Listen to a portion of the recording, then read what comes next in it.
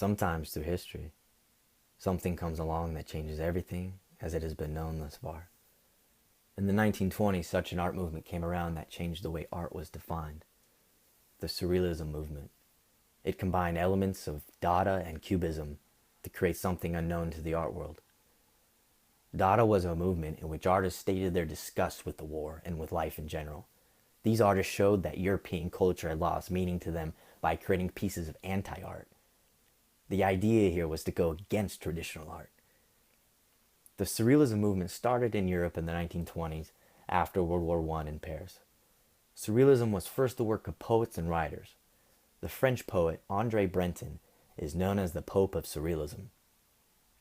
Breton wrote the Surrealist Manifesto to describe how he wanted to combine the conscious and subconscious into a new absolute reality. He first used the word surrealism to describe work found to be a fusion of elements of fantasy with elements of the modern world to form a kind of superior reality. The surrealists sought to eliminate the distinction between beauty and ugliness, truth and falsehood, and good and evil.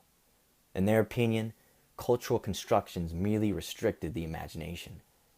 Surrealists believed in the innocent eye, that art was created in the unconscious mind.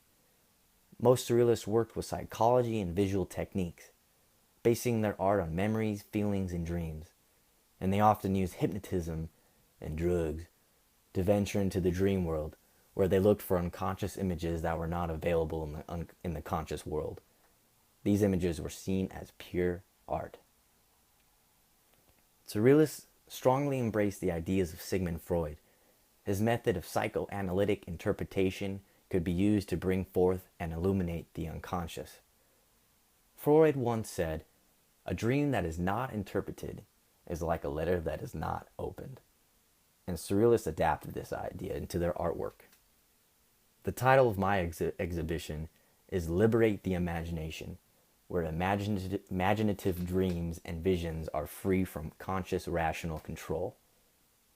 It represents artists such as Salvador Dali, René Magritte, and Yves Tanguy, who painted in a hyperrealistic style between the two world wars, in which objects were depicted in crisp detail with the illusion of three-dimensionality, emphasizing their dreamlike quality. Carefully painted are these works that are sometimes called hand-painted dream photographs. The Surrealists wanted to join unconscious forces with everyday reality in order to produce a super reality, more than real, better than real, or surreality. Dali first met the Surrealists in 1928 when visiting Paris.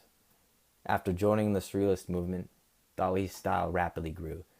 He further illustrated strange dream worlds with common objects into bizarre creations. To bring up images from his subconscious mind, Dali began to induce hallucinatory states himself by a process he described as paranoid critical.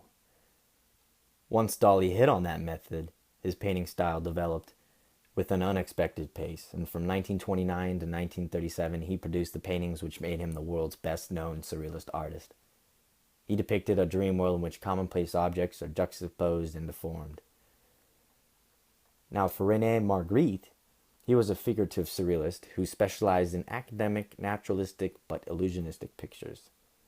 Apart from a brief stay in Paris in 1927 to 1930, when he exhibited with the Surrealists, Magritte spent his life in Brussels, painting the impossible with calm, confident persuasion. He was a disappointer of regular expectations, using differences of scale and defying the laws of gravity. His unique effect is heightened by his use of everyday objects. As for the abstract painter Yves Tanguy, he evolved and developed a style of imagery landscapes, or even seabeds populated by strange but compelling half-vegetable, half-animal formed and creatures unknown to science. More and more he developed the contrast and variety of his textures, so that his pictures might be classified as a hand-painted dream. I plan to exhibit Gallery 334, Liberate the Imagination, in the Metropolitan Museum of Art in New York.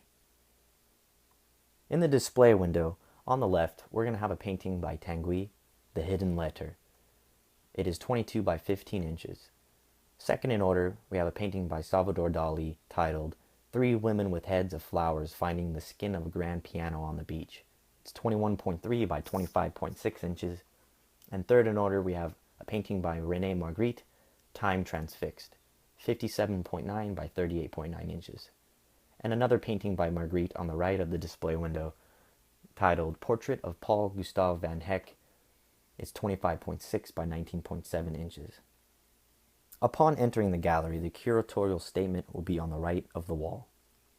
Viewers have the option of heading left, which would be a collection of Tanguy ranging from 1927 to 1947.